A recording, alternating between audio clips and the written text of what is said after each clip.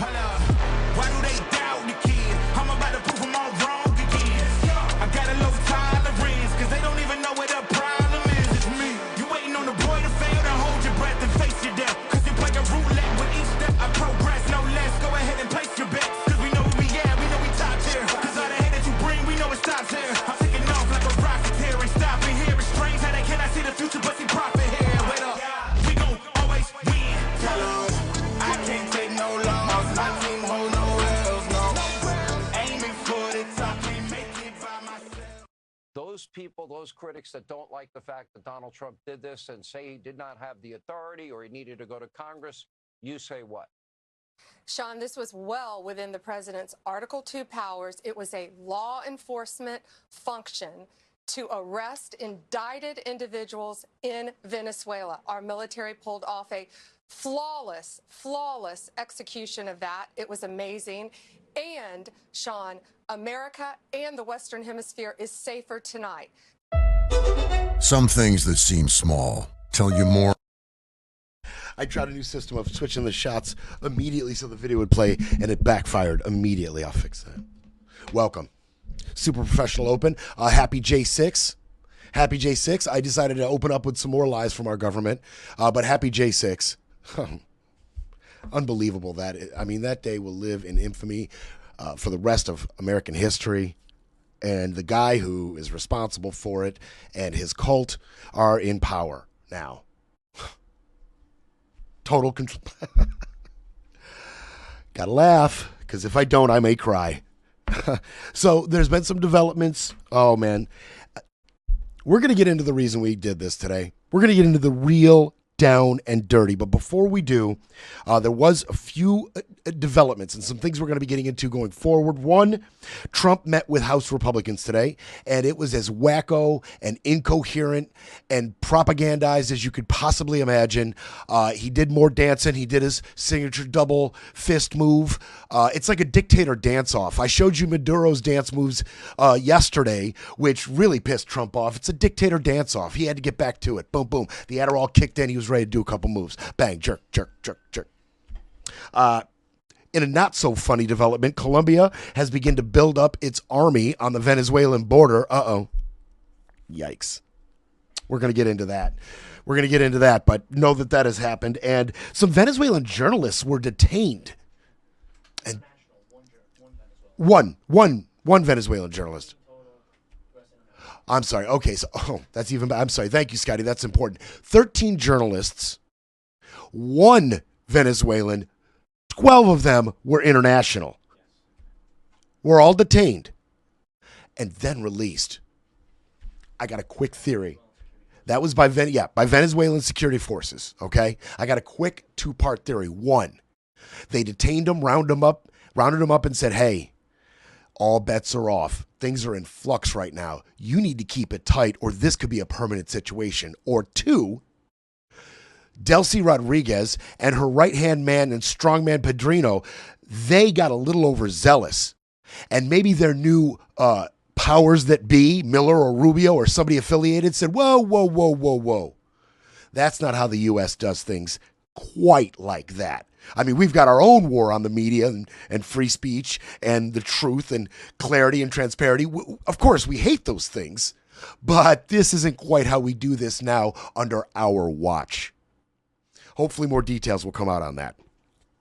But I did want to get those out there real quick before we started the show. Now, Maduro. All right. He was arraigned on charges of narco-terrorism and conspiracy to import cocaine. Alvin K. Hellerstein, I mentioned to you, is the judge overseeing the case. And Maduro got up there and defiantly and repeatedly said he is the president of Venezuela. And he said he has been kidnapped, calling himself a prisoner of war. Okay? He did a lot of filibustering, a lot of grandstanding. And he does not recognize this court, doesn't recognize the law enforcement action, says he has been kidnapped, says he is a prisoner of war. Now, he's not the first one to do this. This is part of the dictator playbook. When they get captured, this is what they do. Noriega got captured. Noriega, the Panamanian president, got captured by the U.S. said he was kidnapped. Saddam Hussein, Iraqi dictator, captured by the U.S., said he was kidnapped. Slobodan Milosevic, we haven't said that name in a long time, right? The Yugoslavian leader, the genocide, the destruction and death that followed in his wake. He was captured by Serbia. I'm a prisoner. I've been kidnapped. Prisoner of war. And, of course, Muammar Gaddafi of Libya. He was captured by NATO forces, and exactly the same rhetoric. I have been kidnapped. Okay? And it's not just talk. There's a reason they run this playbook. A few. One, a person who is a prisoner of war, international law and the Geneva Convention dictate how they are treated. That's one. Not U.S. standards or U.S. law, but the Geneva Convention would dictate how he is treated. Okay? A prisoner of war is a legal combatant. A legal combatant. Okay? They do not face trials for merely being a member of a opposing military force. They're legal combatants. No trial, okay? Prisoners of war cannot be held in confinement like a prison cell for up to 20 hours a day. They have to be given a little bit more space according to the Geneva Convention, a little bit more room to roam. Can't be in a prison cell like that, according to the Geneva Convention. And according to the Geneva Convention and international laws of war, when the war is over, all prisoners of war are released. Now, none of that is going to happen. Let's just be clear.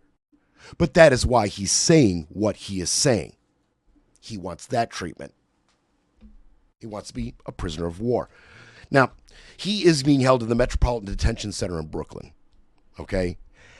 This place, not where you want to be for a year or maybe two with your wife. Not that they'll be held together. I don't know the terms of that. But they're both being held there. This place has quite a reputation. Quite a reputation. 2019, they had a week-long power outage. There has been regular and consistent reports of raw sewage overflow, brown water, mold, cockroaches in the food, maggots in the food, extensively high rates, extremely high rates of inmate violence, rivaling the most dangerous detention centers in the country. Medical neglect is rampant. In one case, a court ordered one prisoner who had MRSA to not be released back into the population. The detention center completely ignored that order, released him in violation of the court order back into the population, and the disease spread.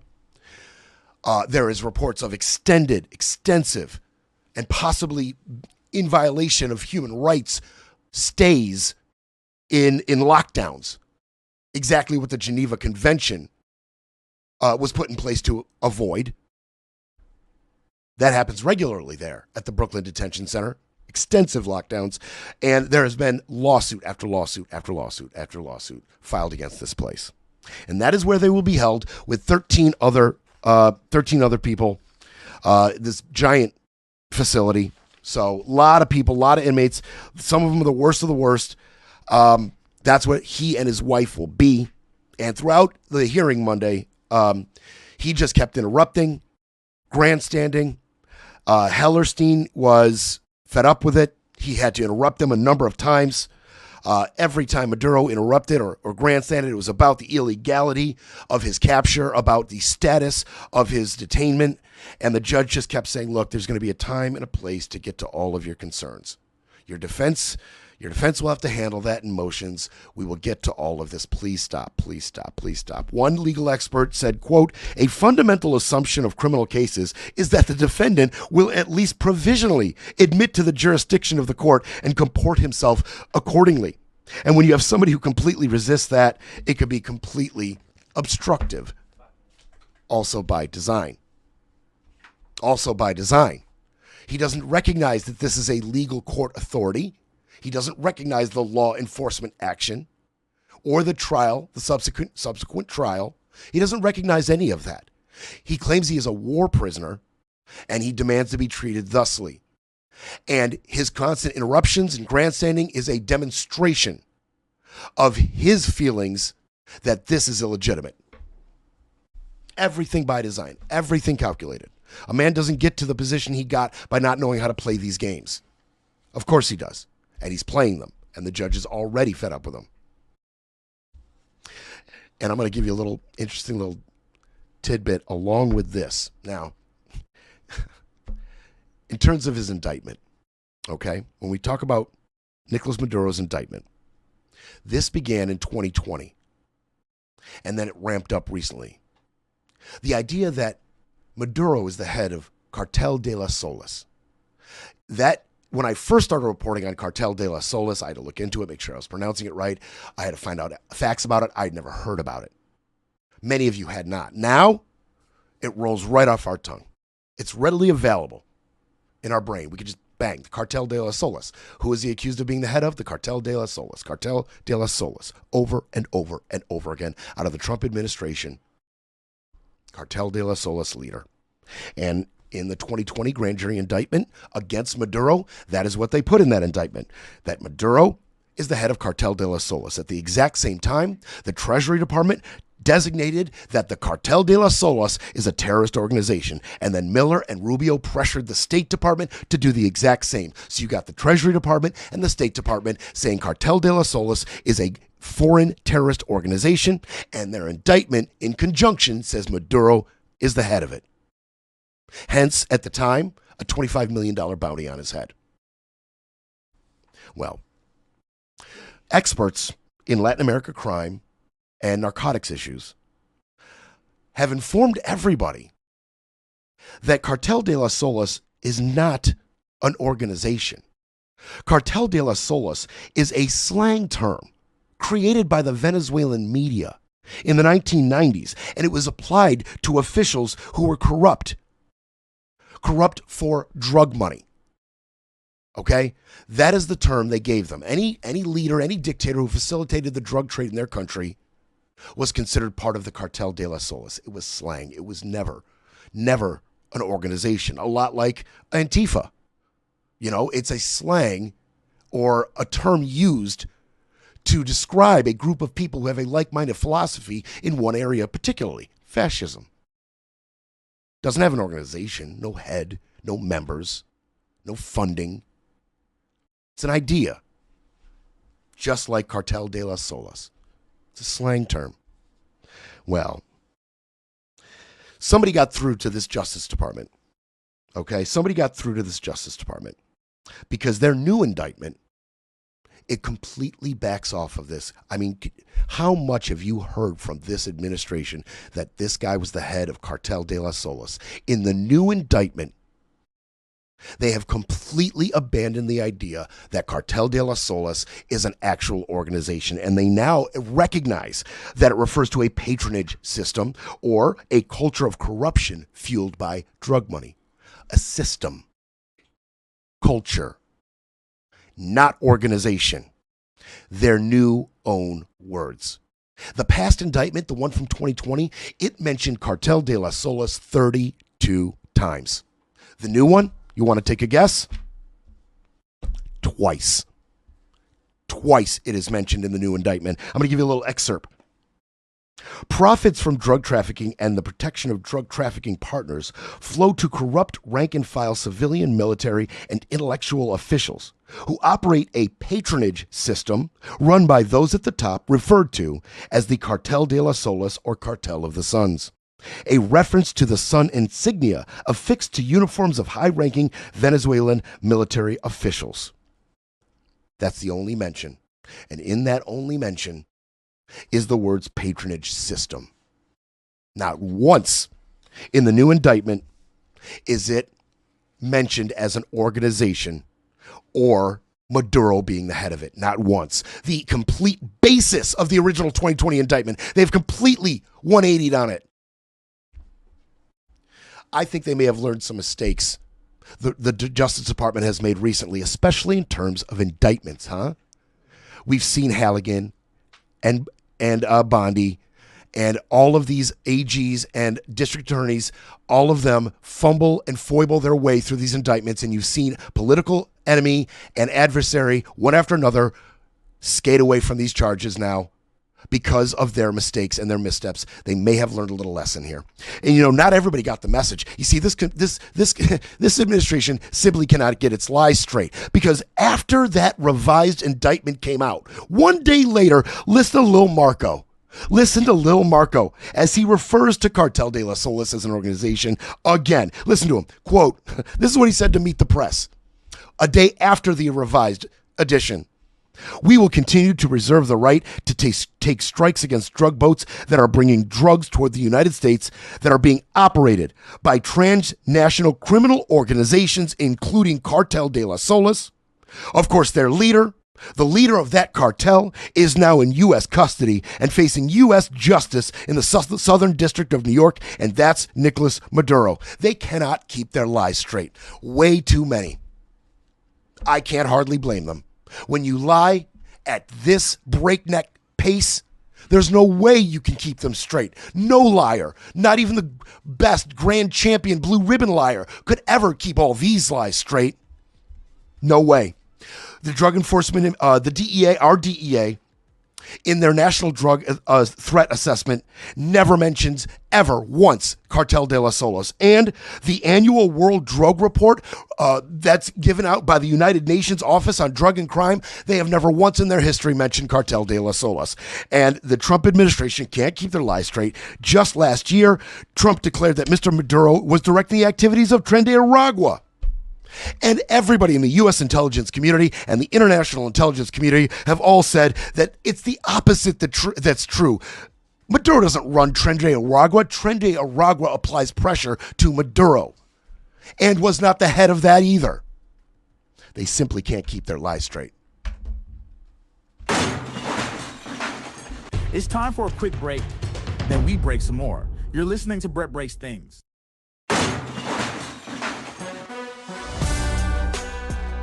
Brett breaks things because someone has to. Okay. All right. Honestly, as I prepare to bring you the next bit, my blood is already starting to boil a little bit. I can't tell you how much rage I felt uncovering and learning and discovering, why we actually did this. Obviously, even our government's telling you, even our president's telling you, it's all about the oil. He keeps talking about the oil, the oil, the oil. And I mentioned yesterday that unlike a lot of our MAGA counterparts, we can hold multiple thoughts in our head at the same time. One, Nicolas Maduro was the illegitimate leader of Venezuela. Edmundo Gonzalez won the election in 2024. Every single international and impartial election monitor, all agreed Edmundo Gonzalez won that election. Maduro stole it. Rife with fraud, illegalities, subversion. Biden said he won it. Trump's administration said Edmundo Gonzalez won it. While dictator, Maduro was brutal, oppressive. He did facilitate drugs in and out of his country. He was terrible, horrible for the Venezuelan people. No doubt. But Trump's actions leading up to this violate international law, UN charter. We detailed it. Okay? Norms, stopgaps, safeguards, laws to prevent this type of action all got blown right past. And I told you that the Senate Republicans shot down a resolution to stop, put a halt to all of this. The Republicans are completely complicit. All while Trump tells you it's about American lives. 800,000 a year being killed by drugs, fentanyl coming from Venezuela, while everybody who knows anything on the topic continually tells you that fentanyl is not created in Venezuela. Venezuela is responsible for a certain amount of cocaine trafficking, but no fentanyl. We got lied to. They broke the law all the way up to this. But the reason they did it is not for the betterment of the Venezuelan people. And it is not to stop U.S. lives being taken by overdoses. Let's be real clear. This was an oil grab. This was a resource grab. The Don Road Doctrine in full effect. He talked about it. They warned us about it. And then they did it. And they did it right in our face. And when they talk about the justification for it, no legal basis, just they stole our oil. We want our oil back. Oil, oil, oil. I'm going to bring you a story right now that is not being talked about near enough. And there was a time when a person like this would be dragged out of their billion-dollar mansion. I'm going to introduce a man named Paul Singer. Some of you may have heard rumblings of this story, but I'm going to tell you the down and dirty. This is why we did this. This story is quintessential to why we did what we did to Maduro. I'm going to bring you investor Paul Singer. Paul Singer, in 2024, 81-year-old with a net worth of $6.7 billion, donated $5 million. This is in 2024. Paul Singer donated $5 million to Make America Great Again, Inc., Trump's super PAC. Singer donated tens of millions of dollars in the 2024 election cycle to Trump's allies, including $37 million alone to Republicans in Congress. $37 million for the election campaigns of Republicans in Congress. Okay. This June, when Massey's condemnation of Trump policy started to ramp up and we started to know Thomas Massey's name, Trump began to threaten him that he was going to primary him. And here comes Singer to run to his aid, contributing immediately $1 million. $1 million to the campaign of the Republican who's going to primary Thomas Massey. Kentucky. Okay? Largest contribution by far. Paul Singer. When Trump was first elected in 2016, Singer met with Trump 4 times at the White House personally. Trump very glowing about this man. Paul just left. He's given us his total support. I want to thank Paul Singer for being here and coming up to the office. He was a very strong opponent, and now he's a very strong ally. Why did Trump say that? Because Paul Singer had backed Marco Rubio against Trump in the primaries. Now Marco Rubio, our Secretary of State, ally, as is Paul Singer. As is Paul Singer. That's who Paul Singer is. That's what he has done. That is his contribution to Trumpism and the position we find ourselves in now. Here's the payoff for Paul Singer. There's a reason we did this. And I'm going to give you more reasons. But here's the reason we did this. In November of 2025, Paul Singer, acquired Citgo. Citgo is the U.S. subsidiary of the Venezuelan-backed oil company. I don't know if you knew that. Citgo is a subsidiary of Venezuelan's oil. Singer has bought it. The price right now stands at $5.9 billion. You're saying to yourself, why would Venezuela sell Citgo? And I'll tell you right now, Citgo is the crown jewel of the Venezuelan oil production. It is the one thing that worked properly and efficiently and brought the most profits. Because of sanctions elsewhere, because of their difficulties running their oil around to China, Russia, Iran, and other places abroad, using sanctioned shadow fleet ships, not having the most advanced technology, broken down, means of production, a failing economy, a crumbling economy, no means, no infrastructure. The only thing that was working was Citgo. Why would Venezuela sell Citgo? They were forced to by Venezuelan creditors, people that Venezuela owed money to. They were forced to sell Citgo. Citgo is wildly successful, okay? They have 3 major refineries. They've got 43 oil terminals, and they've got 4,000 independently owned gas stations. Okay? Now, it is valued. There was a judge who decided on the sale. Okay, a judge had to oversee this sale. And there was advisors to the court that oversaw this sale that put Citgo's value at $13 billion. Venezuelan officials put Citgo's value at $18 million. Let's call it 15. Let's just call it 15. Worth 15. So why was Singer allowed to buy this at such a cheap price?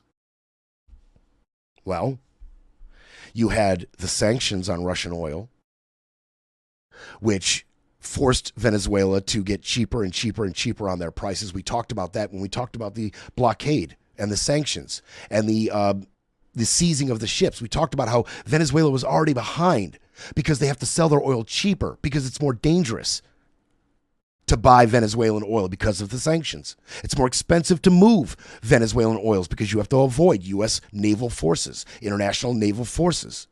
So the value of their oil production apparatus is lower. The chaos, the sanctions, the U.S. military buildup. You see, this sale happened in November 2025.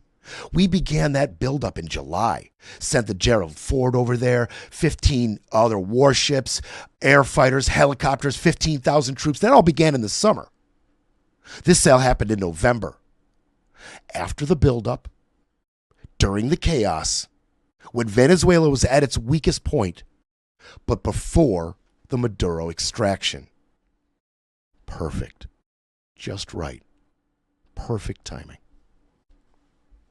Bargain price. Now, Elliott Investment Management. Elliott Investment Management is Singer's firm. It's known as a vulture firm because this is what it does. It specializes in buying distressed assets and making a profit later down the road. Maduro himself was mounting an appeal. His regime was mounting an appeal to this sale. Guess he can't do that anymore now, can he? Because he's being detained in Brooklyn. No more appeal from Maduro. Although Venezuela's appeal will go forward, and another one, we'll talk about it. Maduro's appeal, led by Maduro, his appeal, that's done. They're going to have to reorganize. They have been lying to us about fentanyl, lying to us about their military action, lying to us about the drugs being trafficked, lied and lied and lied, while Trump pardons an actual drug kingpin, Juan Orlando Hernandez.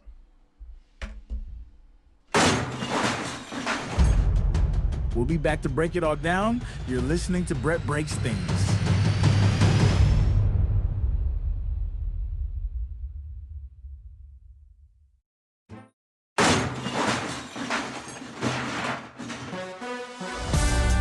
Brett Breaks Things. Fighting for America, one mic drop at a time.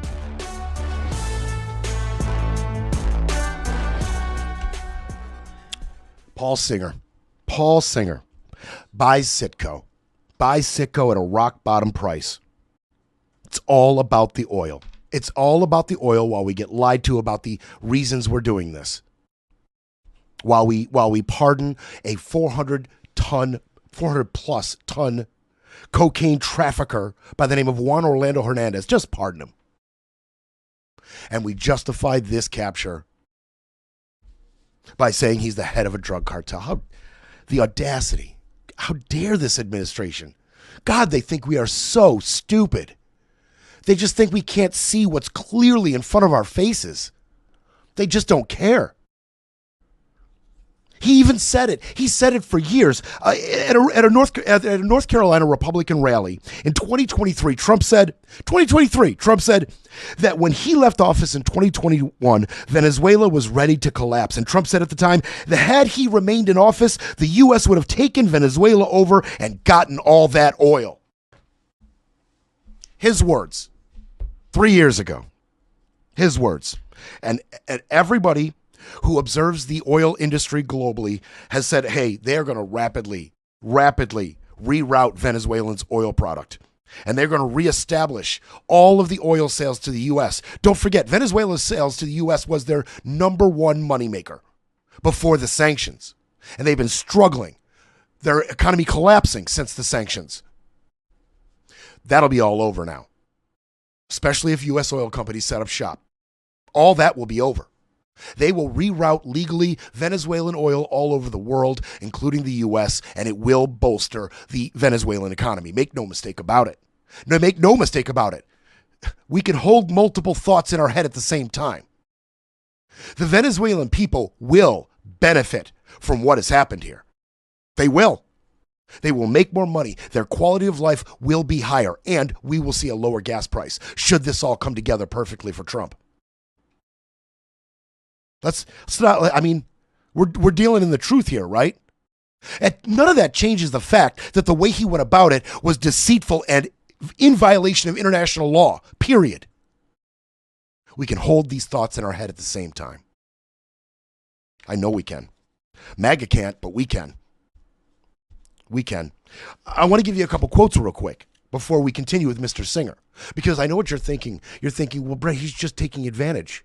That's not really evil, right? He's just being smart. Just stay with me. I told you I was going to bring you the down and dirty, right? But I want to give you a couple quotes on this sale.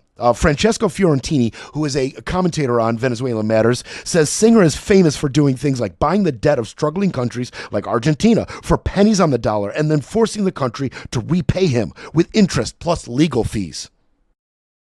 The new de facto leader of Venezuela, Delcy Rodriguez, said the sale of Citgo to Singer is fraudulent and forced.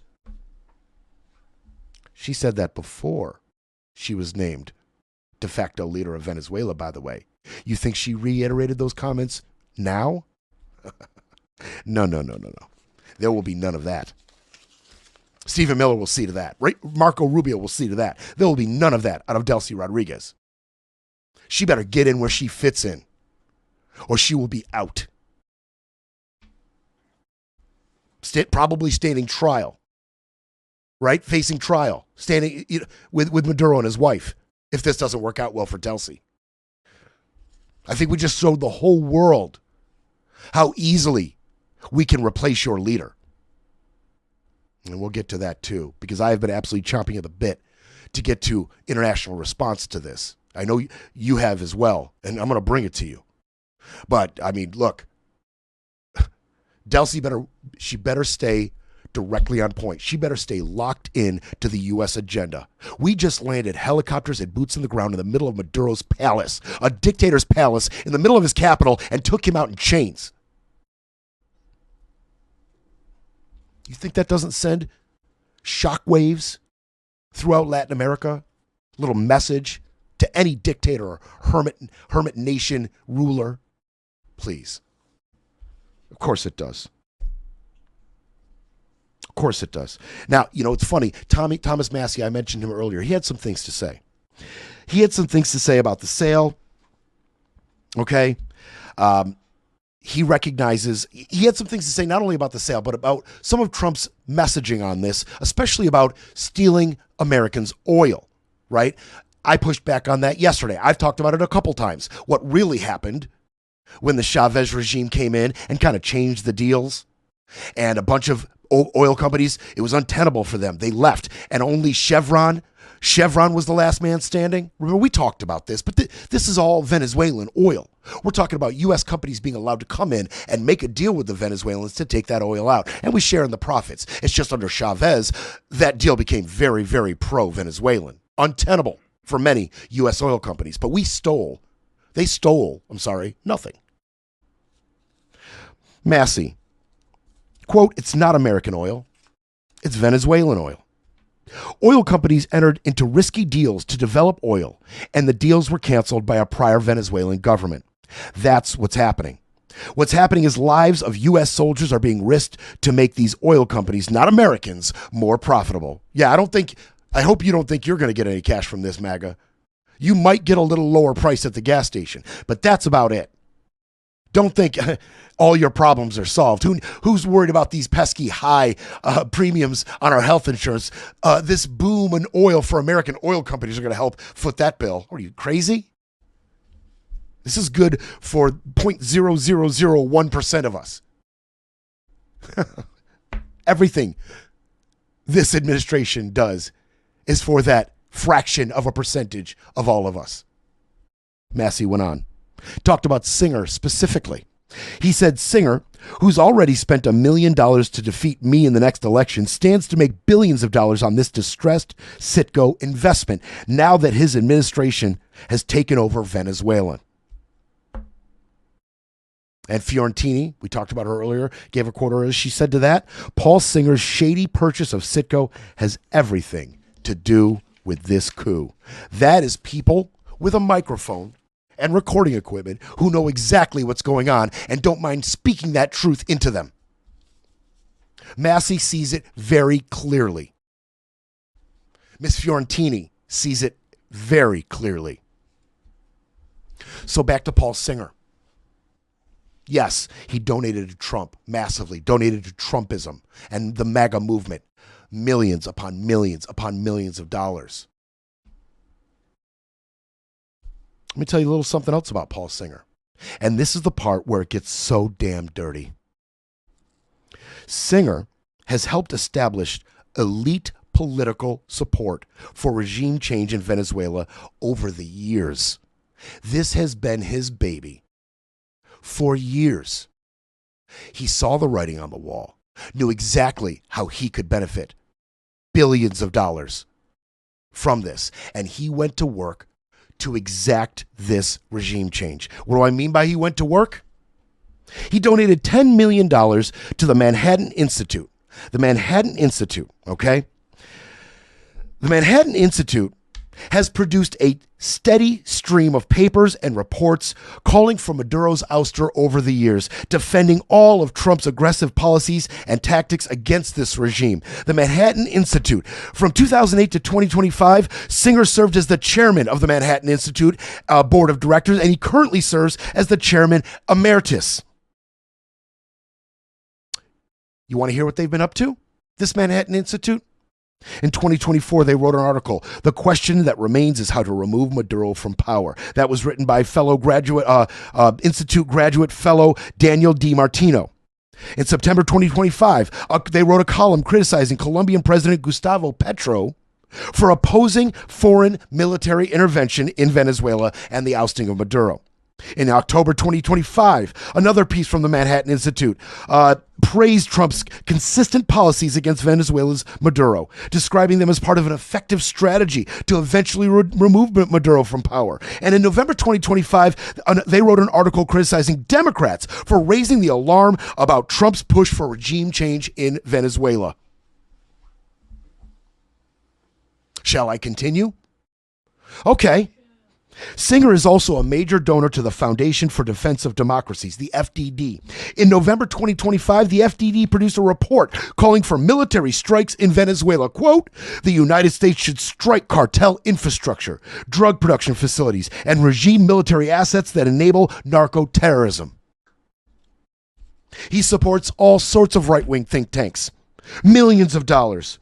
The AAEI, the American Enterprise Institute, the Heritage Foundation, all supporting regime change in Venezuela. He has pumped millions, tens of millions of dollars into this.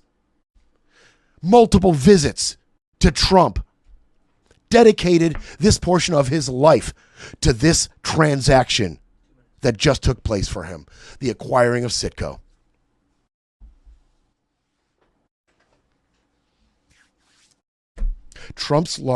One of Trump's largest donors, his largest donor to Massey's, opposition, donor to all Trump Republicans in the 2024 election cycle, donor to Trump himself and his super PAC, this major, mega, million-dollar elite donor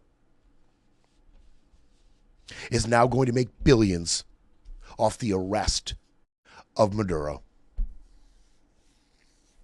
After spending years pumping money into the effort and the philosophy of removing Maduro from power. I know this makes you angry. I can't even sit still.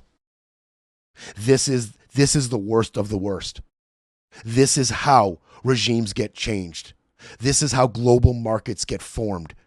This is why American imperialism and opportunism is so reviled by anyone with a moral compass. This is what we have been accused of doing. This is our trademark, our MO. And when I say our, America, even though we are so very isolated from the actual running of this country, the guy who runs the country right now does not represent the needs and wants and hopes and fears of not just independents and Democrats, but Republicans as well. They are on their own mission. They have their own game plan. It has nothing to do with us.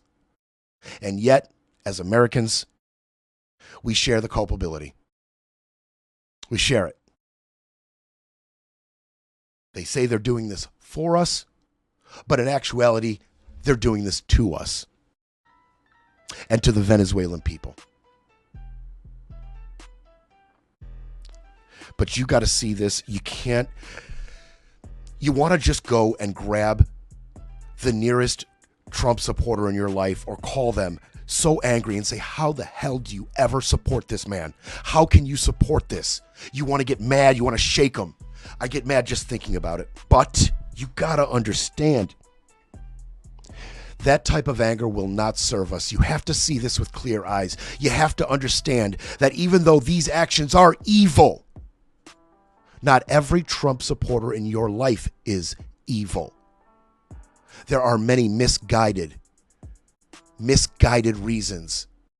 Some maybe less than misguided, traditions, religious reasons, all sorts of reasons. People that you know to be good people support evil actions and an evil administration, but the anger gets us nowhere. You just have to see this with clear eyes.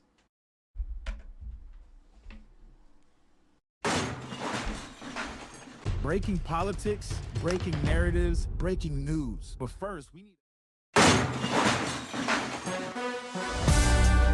You're back with Brett Breaks Things, where the truth hits harder than the headlines.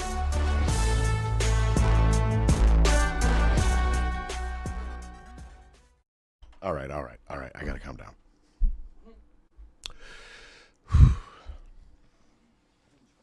Now, like I said, Citgo was the crown jewel of the Venezuelan oil industry, period. It's the one thing that worked. Judge in November allowed the $6 billion bid to go through. The judge was Leonard P. Stark out of the District of Delaware. He was a Obama appointee, and he was elevated to this court by Biden. All right? Venezuelan state-run company I mentioned that owned Citgo, it's Petróleos de Venezuela, known as the PDVSA. They were forced to sell. The PDVSA was forced to sell this to Paul Singer because of creditors. Maduro at the time denounced the sale, called it fraudulent. There is a board, a board of members on the PDVSA that the U.S. government has recognized as the legitimate board who runs this entity. And that board, that is legitimately recognized by the U.S., that board has vowed to keep Citgo under Venezuelan control. Okay. Now, I mentioned Maduro was leading the Venezuelan government's appeal of this sale price. And that has taken a big hit considering he's now rotting in jail. But the PDVSA is continuing. They will be appealing this. So, Elliott Investment, Singer's company, is not in the clear yet. You may be asking yourself, well, why did this judge approve such a ridiculously low $6 billion price tag when the company's value is somewhere around $15 billion? Well, from all reports, this proceeding on the price was contentious, and it took a long time. There was a lot of arguing, a lot of fighting. It was arduous and chaotic, and it took a while. And this judge, I have a feeling, knew that one, this would be appealed. No matter what price I okay, this is going to be appealed by the PDVSA. I'm sorry, I knew at least once I was going to screw that up, Scotty. The PDVSA. I think one, he knew that it would be appealed, and two, he may have realized by the time the appeal goes through, whatever happens here in Venezuela will have happened, and all of this chaos and uncertainty, pressure by the U.S. military, uncertainty in the future of the Maduro regime, sanctions, all of this is in flux. It might have been worked out. You know, the situation may have pacified a bit by the time this appeals takes place, and then we can get a more accurate assessment of the price. And so that is what is now going to happen. Now that regime change has happened, and now that Trump is starting to crank up the propaganda machine, and he's starting to turn towards U.S. oil companies, and we're going to get into this. And we've got Delcy Rodriguez, who appears to be complicit. We may get a more fair assessment. I actually told Scott, I predict the appeal will be semi-successful. They won't stop the sale. But I think the price will go up maybe to $10 billion. That's my guess. Obviously I'm not an expert on geopolitical oil production, but that's my guess. It'll go up to maybe double digits billions. Still a far cry from what it's worth. But it's not over yet. The sale to Singer is not over yet. The price is yet to be appealed, and it will be. So now, Trump is looking past Citgo. He's looking past Citgo. With the regime change, leading up to it, weeks before, Chevron's shares rose 5%. Exxon's shares rose 2%. You could smell it in the air. You could smell the diesel. Smell it. Venezuela has an estimated 300 billion barrels of oil reserves. 300 billion. That is a number that is difficult to wrap your mind around. Number one oil reserves in the world. But they only output about 900,000 barrels a day. That's about 1% of the daily oil sales globally. Considering they have the highest reserves and only 1% of the market, something's got to give. And Trump is here to see that it does. And Trump had a meeting about a month before they arrested Maduro. The two people in that meeting were both American oil executives. They have not yet disclosed who. That hasn't been disclosed yet. But it has been disclosed that Trump met with two oil executives and told them, get ready. Big changes are coming in Venezuela. Quotes to these oil executives. I hope we can dissuade ourselves of the notion that this had anything to do with fentanyl ever. Okay? I feel like we're there comfortably and safely. And it's not just us who are there. I think anybody who has any, even cursory knowledge of what's going on realizes now what this has all been about. As I give you details of Trump saying it out of his own mouth time and time again. Now, he didn't tell these two oil executives any specific details of the extraction, okay, or the strikes. He didn't seek their advice. He didn't seek their input on the planning of how the transition would take place. He simply told them to get ready. Get ready. You see, this whole plan really does hinge on the major U.S. oil companies. Why?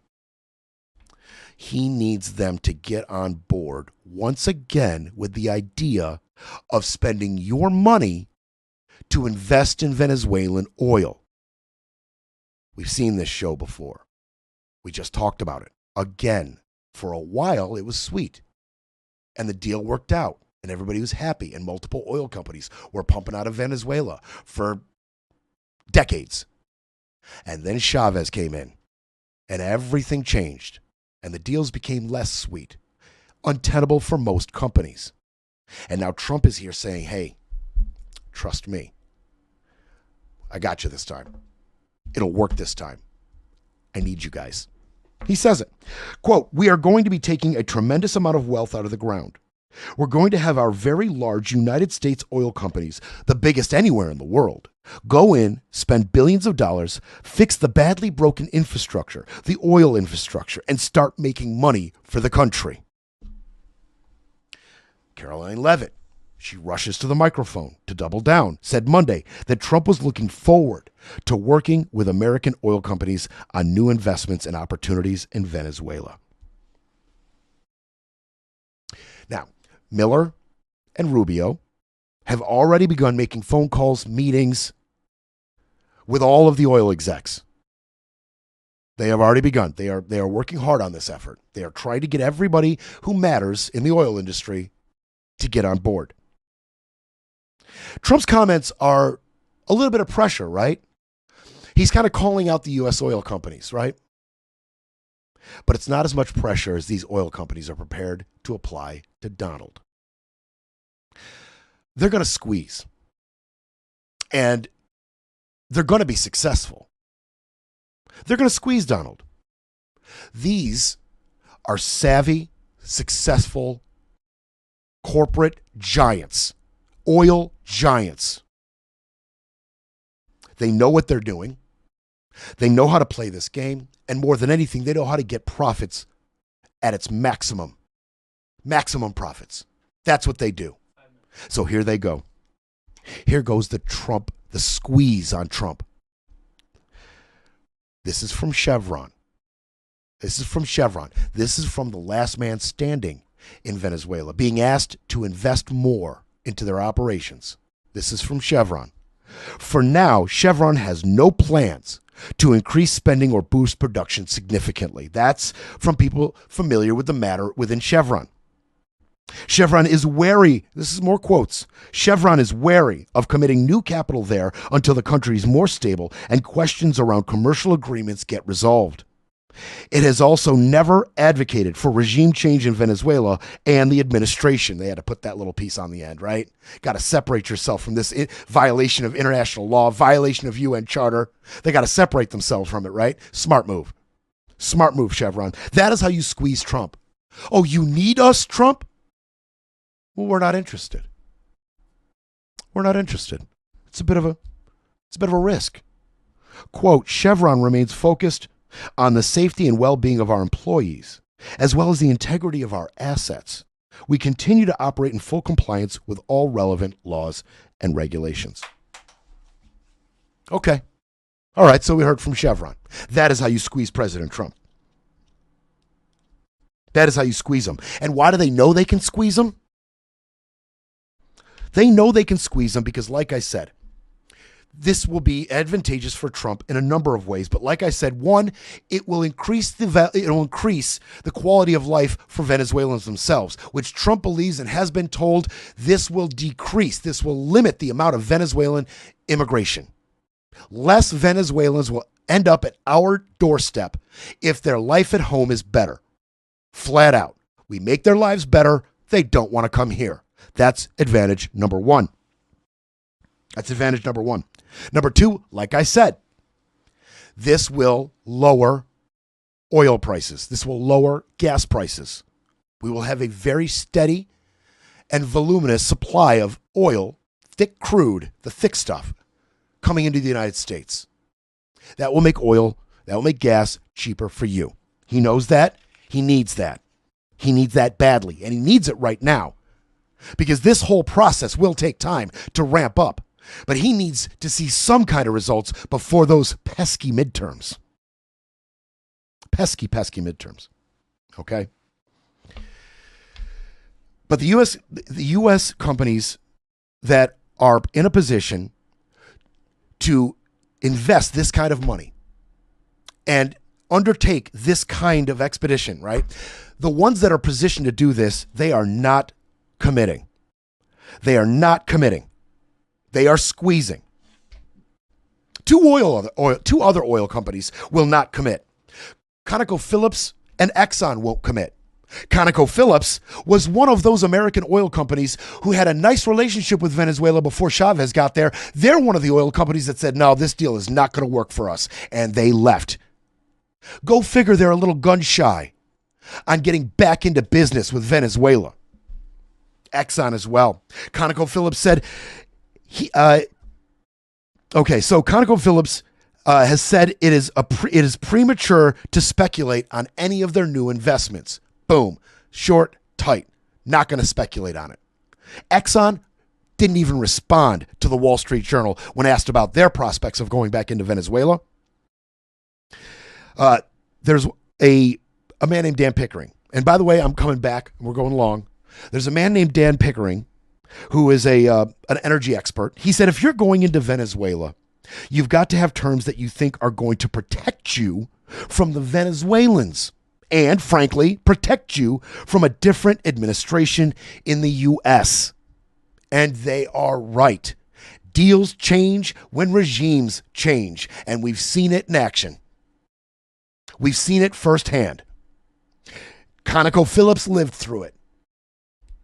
This particular energy expert is absolutely correct. You need to be worried about the Venezuelans, the Venezuela's government, and you need to be worried about a shift in policy from the U.S. government. All of these will affect your investment. What else will affect their investment? What policies will govern the contracts that they sign?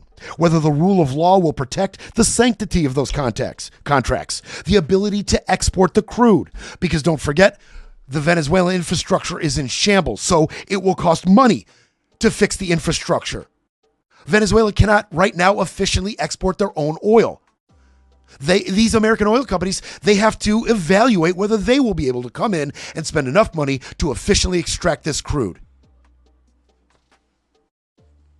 Even if the U.S. companies decide to invest in Trump's little plan, this will take years and billions of dollars. But I'm gonna show you. I'm gonna show you the juice that these oil companies are getting from the squeeze on Trump. We're coming right back. It's time for a quick break, then we break some more. You're listening to Brett Breaks Things. Breaking news, breaking rules, breaking through. Back to Brett Breaks Things.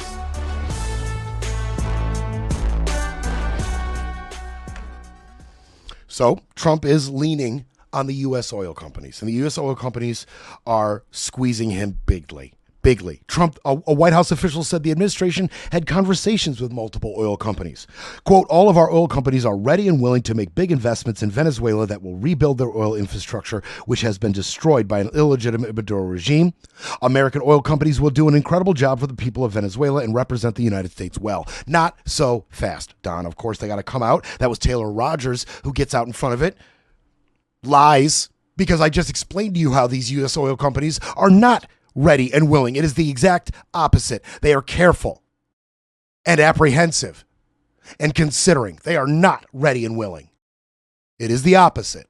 But of course, in true White House spokesman fashion, they will just lie to the American people. They will just lie. No problem. Now, you want to see the juice that comes from squeezing an orange? Here's the juice. Here's the juice. Trump said Monday that the U.S. may subsidize oil companies' efforts to rebuild Venezuelans' oil energy infrastructure. He's going to subsidize it. You're pushing back, oil companies, Chevron, Conoco, Exxon, you're pushing back. You're telling the administration, we don't know. Too many variables. It's pretty chaotic. We're not sure of our return on investment. Mr. Art of the Deal comes back. Well, I'll pay for it. Well, not me. The American people will pay to invest in Venezuela. We'll pay for you to come in, invest, hire people, send them over, have them live there, rebuild their infrastructure, and efficiently get that crude out of the ground. We'll pay for it. We'll subsidize you. We'll subsidize you. Oh, yeah. President has argued that having access to Venezuela's oil would allow supply to flow more freely, bringing prices down in the U.S. Venezuelan officials stole U.S. assets when the country nationalized the industry. That's what Trump says. He said the U.S. would restore Venezuela's oil infrastructure and compensate American companies that lost out on those seizures. Money, money, money. Hubba, hubba, hubba. Who do you love? That'll solve everything. You're a little apprehensive? Hubba, hubba, hubba, baby. Money, money, money. We'll just take it from the American people, those rubes wearing red hats and everybody else, and we'll give it to you. We'll cover your investment. No risk. Get in there. Get in there. Meanwhile, Rubio says we're going to implement an oil quarantine to force Venezuela's new leaders to comply with the administration goals, ultimately giving the U.S. greater leverage to refine the country's abundance of crude oil. Now, he has faced backlash from Republicans and Democrats. We've talked about it, about him just kind of passing over, stiff-arming Congress, stepping right over them. He's received backlash from Democrats, from Republicans. You've heard from him. You've heard from Massey. You've heard from Schumer. What does Trump say about the backlash? Quote, MAGA loves it. MAGA loves what I'm doing. MAGA loves everything I do. MAGA is me. MAGA loves everything I do, and I love everything I do too. It's our frickin' president.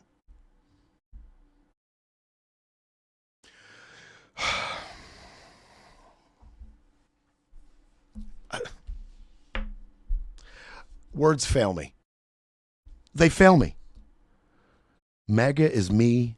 MAGA loves everything I do, and I love everything I do too.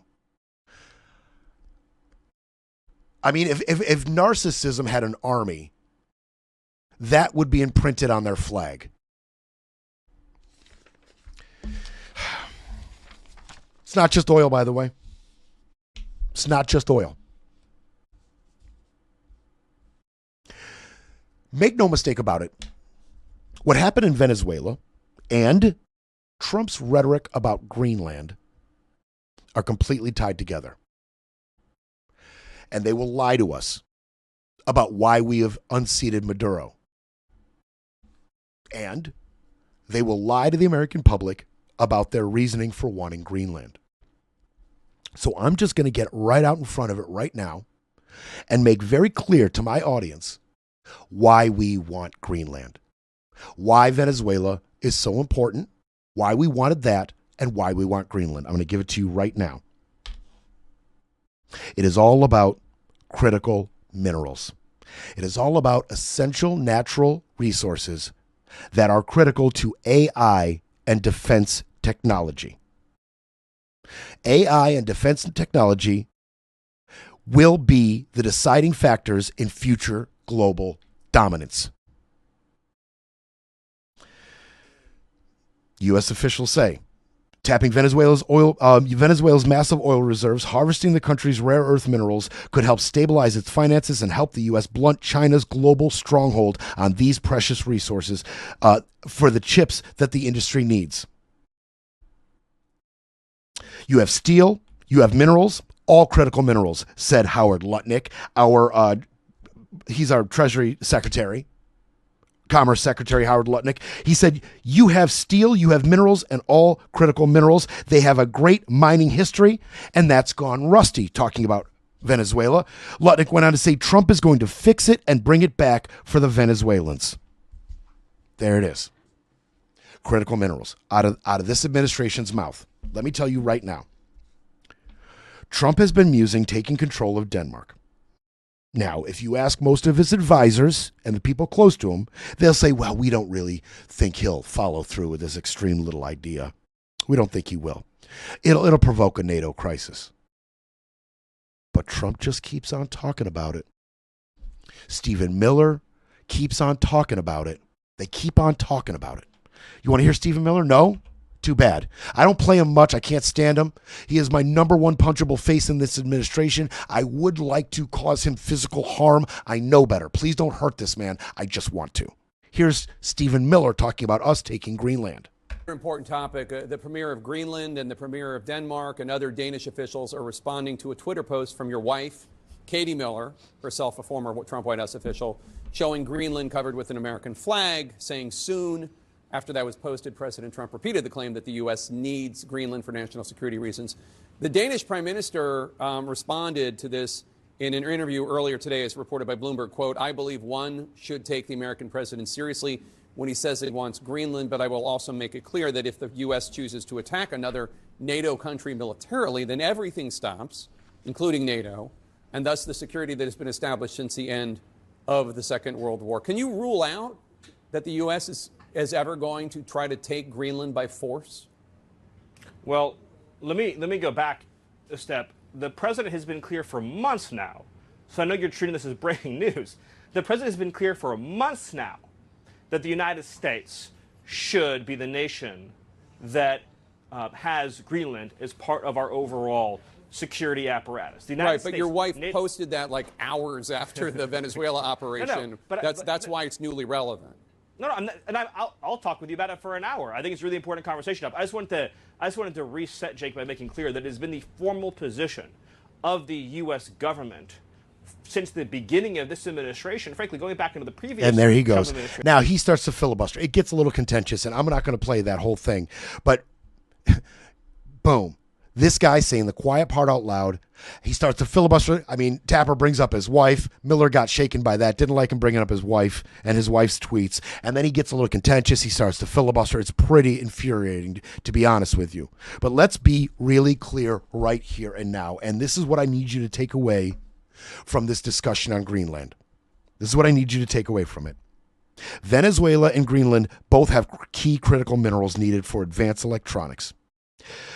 They have deposits of gallium, germanium, indium, tantalum, and silicon that are all used in advanced AI chips. And Greenland has a coveted mineral that Venezuela and most countries do not have, which is called palladium. Critical palladium in Greenland. Okay? Venezuela has more significant quantities of coltan, a metal used in smartphones, laptops, and electronic vehicles.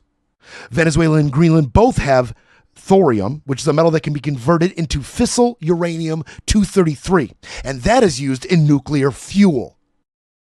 Okay? Stay with me. And both are rich in clean energy minerals like lithium, cobalt, and nickel that all power the massive AI data centers that we just keep talking about that are sucking up our power and raising our electric bills and seem to be the focus of the Trump administration and AI czar David Sachs. It is these data centers that are going to run our future, that are going to suck our power, that they need to make these deals for, and they need to have the resources to run. These damn data centers. It's all about the data centers. Alternately, the U.S. and much of the world has been reliant on China for much of this, most of this. 90% of these minerals that I have just explained to you and listed for you are supplied by China. 90% of them. 90%. And as far as the Trump administration helping these companies to take these minerals, well, we just told you that he's willing to subsidize the oil companies to pull the oil out of the ground. What about the minerals? Well, the Department of Defense is being financed now. Two companies that are owned by the Department of Defense, the Office of Strategic Capital and the U.S. International Development Finance Corporation. These two entities, these two corporate entities controlled by the Department of Defense, is getting funded by the Trump administration to set up shop in Greenland, Venezuela, and anywhere else we can get our hands on these minerals and extract them from the ground. Oh yeah, we are once again paying for this. And Congress is doing its part to facilitate it.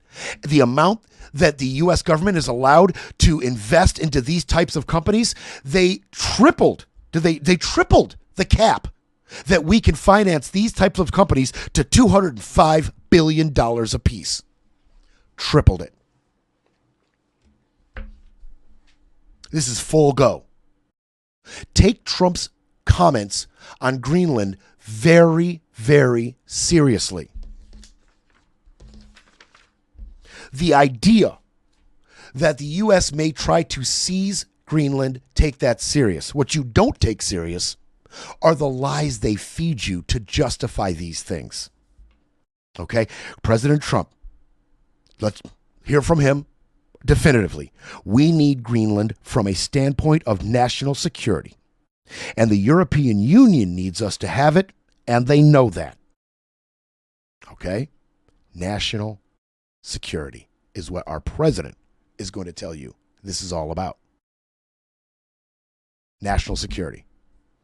The Danish Prime Minister, Mette Frederiksen, he criticized the idea that the U.S. could take Greenland, and he talked about it. I have to say, this is very directly to the United States. It makes absolutely no sense to talk about it being necessary for the U.S. to take over Greenland.